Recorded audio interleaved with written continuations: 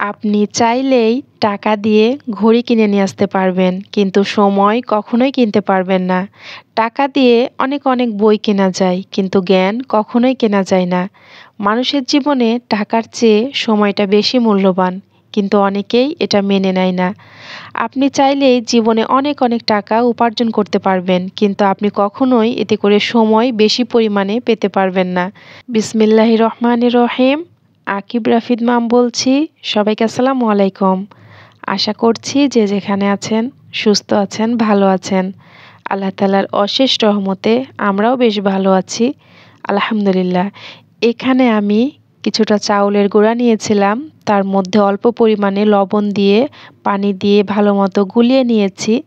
আজকে সকালে নাস্তার জন্য খোলা জালি পিঠা বানাবো। অনেকেই এটার অনেক নাম বলে থাকে, তো আমাদের রাজশাহী অঞ্চলে এটাকে আবার চিতই পিঠাই বলা হয়। তো একটু মুচমোচা টাইপের হবে, খেতেও ভালো লাগবে, এরকম করে বানিয়ে নিচ্ছি। তো এই পিঠাটা আবার হচ্ছে যে কোনো গোস্তের তরকারি ঝোল দিয়ে খেতে বেশি ভালো লাগে। আর সব সময় গরম গরম খেলে বেশি মজা লাগে, ঠান্ডা হয়ে গেলে সেরকমভাবে ভালো লাগে না।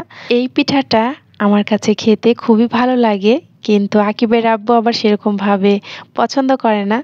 এজন্য রেগুলার বানানো হয় না, মাঝে মধ্যে বানাই। তো মাঝে মধ্যে যখন বানাই তখন খুব একটা বেশি ঝামেলা করে না, দিয়ে দিলে খেয়ে নেয়। তো এক এক করে এখানে আমি কয়েকটা পিঠা বানিয়ে নিয়েছি, এগুলো টেবিলে দিয়ে দিব, কারণ সবাই এক এক করে খাবে। আমি বানাতে বানাতে দেখা যাবে ঠান্ডা হয়ে যাবে, এজন্যই টেবিলে দিয়ে দিলাম।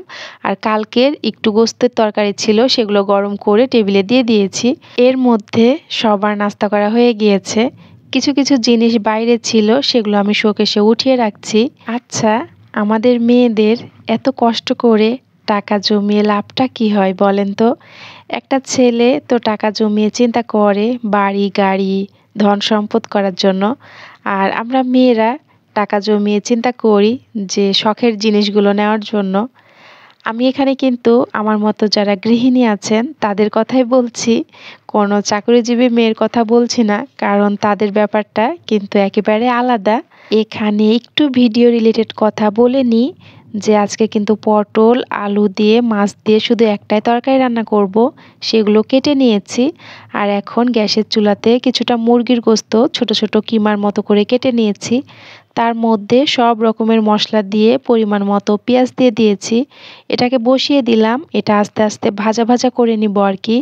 আর আরেক পাশে এখন আমি একটা ডিম ভেঙে নিয়েছি, তার মধ্যে কিছুটা ময়দা দিয়ে ভালো মতো গুলিয়ে নিব। আমরা গৃহিণীরা টাকা জমিয়ে মনে মনে চিন্তা করি একটু বেস্ট বাই থেকে ঘুরে আসি তো, আর না হয় একটু আড়ংয়ে যাই।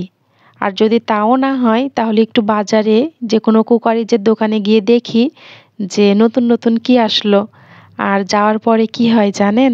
সেই যে 10 টাকা 20 টাকা বা 50 টাকা, কখনো কখনো 100 টাকা করে অনেক দিন ধরে যে টাকাগুলো জমিয়েছিলাম, টাকাগুলোর মধ্যে আবার যদি কোনোটা পুরনো টাকা থাকতো, সেটা কিন্তু আমি আবার আকিবের আব্বুর কাছ থেকে চেঞ্জ করে নতুন নতুন টাকাগুলো নিতাম। মুরগির গোস্তটা প্রায় হয়ে এসেছে, নামানোর আগে 2 চামচ কর্নফ্লাওয়ার গুলিয়ে দিয়ে দিয়েছিলাম। এটা নামিয়ে ফেলবো, আর এ পাশে এখন পটল আলু দিয়ে মাছের তরকারিটা রান্না করে নিব। আর সেই নতুন নতুন টাকাগুলো এক নিমিষের মধ্যেই কিন্তু শেষ হয়ে যায়। কত কত দিনের জমানো টাকা কিন্তু শেষ করতে কয়েক মিনিটও লাগে না। সংসারের যে জিনিসগুলো দরকার লাগবেই, যেটা না হলেই নয়, সেটা কিন্তু আকিবের আব্বুই নিয়ে দেয়। কিন্তু শখের কোনো জিনিস হয় না, দোকানে গেলে যে দেখে ভালো লাগছে, খুব নিতে ইচ্ছে করছে, তখন কিন্তু সে কোনোভাবেই নিয়ে দিতে চায় না, বলে যে না, এগুলোর কোনো দরকার নাই, এগুলো শুধু বাড়তি, যেগুলো দরকার সেগুলো তো আমি নিয়েই দিয়েছি। তখন যদি আমি বলি যে না, এগুলো দরকার আছে, এগুলো আমার কাছে ভালো লাগছে, আমি নিব, তখন কিন্তু সে বলে যে আপনার টাকা থাকলে আপনি নেন। তখন নিজের সেই নতুন নতুন জমানো টাকা দিয়েই নিজের শখগুলো পূরণ করতে হয়। কি আর করব বলেন, সে তো আর কিনে দিতে চায় না। আর আমরা গৃহিণীরা সারাটা দিন ঘরের মধ্যে থাকি, বাসাতে কাজ করি, আর মনে মনে চিন্তা করি যে সংসারের জন্য ওই জিনিসটা কিনলে ভালো হতো, ওইটা নিয়ে আসলে ভালো হতো। আমরা সংসারের জন্য যদি কোনো একটা নতুন জিনিস কিনে নিয়ে আসি, আর নিয়ে আসার পরে সেটা ব্যবহার করি, নিজের ঘরটাকে সুন্দর করে সাজিয়ে রাখি, তখন মনের মধ্যে কি যে এক আনন্দ হয় সেটা কিন্তু বলে বোঝানো যাবে না। এখানে আমি গুলিয়ে রাখা আটা দিয়ে এক এক করে শিট বানিয়ে নিচ্ছি। আজকে একটু চিকেন রোল বানাবো, এজন্য একটাই তরকারি রান্না করেছি, খুব বেশি ঝামেলা করিনি। কারণ কোনো একটা বাড়তি কাজ করতে গেলে কিন্তু অনেক বেশি ঝামেলা হয়, আর একা হাতে একটু বেশি সময় লেগে যায় সব কিছুর জন্য। তো এক এক করে কিন্তু আমি সবগুলো শিটি বানিয়ে নিচ্ছি। আর ওই পাশে কিন্তু আমার রান্নাটাও হয়ে গিয়েছে। তো ওই যে বললাম একটাই তরকারি রান্না করেছি, তো রান্নাটাও শেষ। এখানে একটু ভেজে রাখা ধনিয়া জিরার গুঁড়া উপর দিয়ে ছিটিয়ে দিলাম। রোলগুলো এক এক করে বানাতে কিন্তু অনেকটাই সময় লেগে যাবে, এজন্য বাচ্চাদেরকে একটা পেঁপে কেটে দিচ্ছি, তারা খেয়ে কিছুক্ষণ খেলবে আর এই ফাঁকে আমি আমার কাজগুলো করে নিতে পারবো। আমরা গৃহিণীরা একটু একটু করে টাকা জমিয়ে নিজের ছোট ছোট শখগুলো পূরণ করার চেষ্টা করি। কেউ বা কখনো স্বর্ণ অলংকার বানায়, আবার কেউ বা সংসারের জন্য কেনাকাটা করে। আর নতুন নতুন কেনা জিনিসগুলো নিয়ে এসে যখন ব্যবহার করি তখন যে কী আনন্দ লাগে, সে আনন্দ কিন্তু বলে কাউকে বোঝানো যাবে না। এই আনন্দের কথা, ভালো লাগার কথা বাড়ির পুরুষ মানুষদেরকে যতই বলি না কেন, এই ব্যাপারগুলো তারা কখনোই বুঝবে না। আর আমার মনে হয় তাদেরকে বলেও কোনো লাভ নেই, কারণ সে আবার ঘুরে ফিরে একই কথাই বলবে যে টাকাগুলো নষ্ট করার কি কোনো দরকার ছিল, এগুলো জমিয়ে ভালো কোনো কাজ করা যেত না। ভালো কাজ বলতে সে যখন বাড়ি গাড়ি করবে হয়তোবা তাকে দিয়ে সাহায্য করতে হবে, না হয় কোনো স্বর্ণালংকার বানাতে হবে। সংসারের জন্য যেই কেনাকাটাগুলো করি তার কাছে এগুলো অপচয় কিংবা টাকাটা নষ্ট করছি বলে মনে হয়, কিন্তু আমার যে ভালো লাগে, আমার যে শখ, সেটা আমি তাকে বোঝাতেই পারি না। যে জিনিসগুলো দেখা যায় খুব বেশি দরকার সেই জিনিসগুলোই কিন্তু আমি কিনে নিয়ে আসার চেষ্টা করি।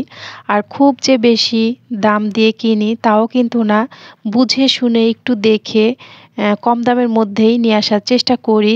আর আমার কাছে মনে হয় একটু দাম দিয়ে ভালো জিনিস কেনাটাই ভালো। আর কম দামি জিনিসগুলো দেখা যায় যে কয়েকদিনের মধ্যেই নষ্ট হয়ে যায়। আমরা মেয়েরা সংসারের জিনিসগুলো কিনতে একটু বেশি ভালোবাসি। আমাদের গৃহিণীদের মধ্যেই অনেক অনেক আপুরা আছে যারা কিনা সহজে টাকা খরচ করতে চায় না বা করেও না। আর আমার মতো যারা পাগল বা বোকা, আমরাই কিনা সংসারের জিনিসগুলো দেখলে পাগল হয়ে যাই। দোকানে গেলে তো হুঁশ থাকে না, কত কত জিনিস যে পছন্দ হয় আর নিতে ইচ্ছা করে। এখানে কিন্তু রোলগুলো আমি এক এক করে বানিয়ে নিচ্ছি। আর যে আটাটা গুলিয়েছিলাম সেখান থেকে অল্প কিছু পরিমাণে আটা আমি তুলে রেখেছিলাম। এটা কিন্তু এখন আমার আঠার কাজ করছে, মানে রুটির চারিদিকে আমি কিন্তু ভালো মতো আটাটা লাগিয়ে নিচ্ছিলাম যাতে করে পরবর্তীতে খুলে না যায় আর কি। টেবিলে কিছুটা বানিয়েছিলাম আর বাকিটা রান্নাঘরে এসে বানিয়েছি। ছোট ছেলেটা এত পরিমাণে বিরক্ত করছিল, চেয়ার টেনে সে কিন্তু একা একাই টেবিলের উপর উঠে আমাকে বিরক্ত করছিল, এজন্য আবার রান্নাঘরে চলে এসেছি। এখন বাকিগুলো এক এক করে বানিয়ে নিচ্ছি। রোল বানানো হয়ে গেলে আবারও সবগুলো রোলকে আমি বেডগ্রামের মধ্যে একটু করে গড়িয়ে নিব। তো এই কাজটা কিন্তু ডিম দিয়েও করা যায়, তো আমি ডিম দিয়ে আর করছি না। যে আটাটা উঠিয়ে রেখেছিলাম সেখান থেকে বেশ কিছু আটা কিন্তু এখনও রয়ে গিয়েছে, তো সেটার মধ্যে একটু করে ডুবিয়ে বেডগ্রামের মধ্যে একটু করে গড়িয়ে নিচ্ছি। তো দেখা যায় বিকেলবেলা বাচ্চাদেরকে নাস্তা দেওয়ার এত ঝামেলা হয়, তো বেশি করে বানিয়েছি ডিপ ফ্রিজে রেখে দিব। এখন কিন্তু দুপুর হয়ে গিয়েছে, তো ভাবছিলাম এখন আর ভাজবো না, ফ্রিজে রেখে দিব, পরবর্তীতে বিকেলবেলা ভেজে দিব। তো আকিব কিছুতেই শুনছে না, বলছে না আম্মু আমাকে আগে ভেজে দাও, আমি টেস্ট করে দেখি যে খেতে কেমন হয়েছে। তো এখানে আমি 4টার মতো ভেজে নিচ্ছিলাম আর বাকি সবগুলোই কিন্তু আমি ফ্রিজে রেখে দিয়েছি। পরবর্তীতে বরফটা জমে গেলে আমি বক্সে করে উঠিয়ে রেখে দিব আর কি। তো যখন যখন দরকার হবে বের করে শুধু ভেজে নিলেই হবে, ঝামেলাটা অনেক কম হবে। এর মধ্যে আকিবের আব্বু বাসাতে চলে এসেছে, তো আমরা এখন সবাই কিন্তু রোল খেয়ে তারপরে দুপুরের খাবার খাবো। তো রোলগুলো কিন্তু খেতে মাশাআল্লাহ অনেক মজাই হয়েছিল। এখন দুপুরের খাবারটা টেবিলে দিয়ে দিচ্ছি, সবাই এক এক করে খেয়ে নিবে। আর কিছু বাজার নিয়ে এসেছে, সেগুলো আমি বের করে গুছিয়ে নিব। এত কষ্ট করে টাকা জমিয়ে নিজের জন্য কিছু না নিয়ে সংসারের জন্য সবসময় কেনাকাটা করি।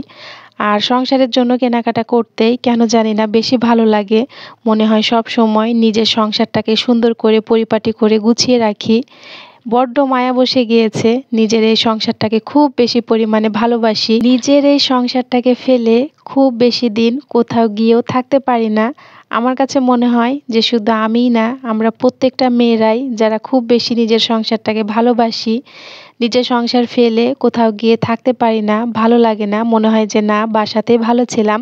এখানে আমি আপেলগুলো প্রায় 20-30 মিনিটের মতো ভিজিয়ে রাখবো। পানির মধ্যে কিছুটা লবণ দিয়ে দিয়েছি, আর এটা এই পাশে ভিজতে থাকুক। ওই পাশে কিন্তু আমার রোলগুলো অনেকটাই শক্ত হয়ে গিয়েছে, তো সেগুলো আমি এখন বক্সে করে উঠিয়ে তারপরে ফ্রিজে রেখে দিব। আমরা কম বেশি সবাই জানি যে হিসেব করে চলা ভালো। তার মানে এই না যে আপনি আপনার আত্মা বা মনকে কষ্ট দিবেন। ধরেন যে আপনার কোনো একটা জিনিস খেতে ইচ্ছে করছে, আপনি ভাবছেন এখন দামটা অনেক বেশি, দামটা একটু কমে যাক তারপরে খাবো আর কি।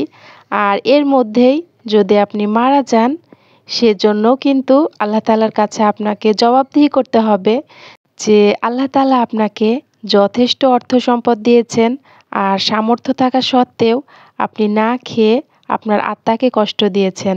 সব শেষে আমি এই কথাটাই বলতে চাই যে যে যে কাজটাই করেন না কেন, যে কাজেই ব্যস্ত থাকেন না কেন, দিন শেষে একটু সময় বের করে হলেও নিজের জন্য আমল করবেন, একটু ইবাদত করার চেষ্টা করবেন।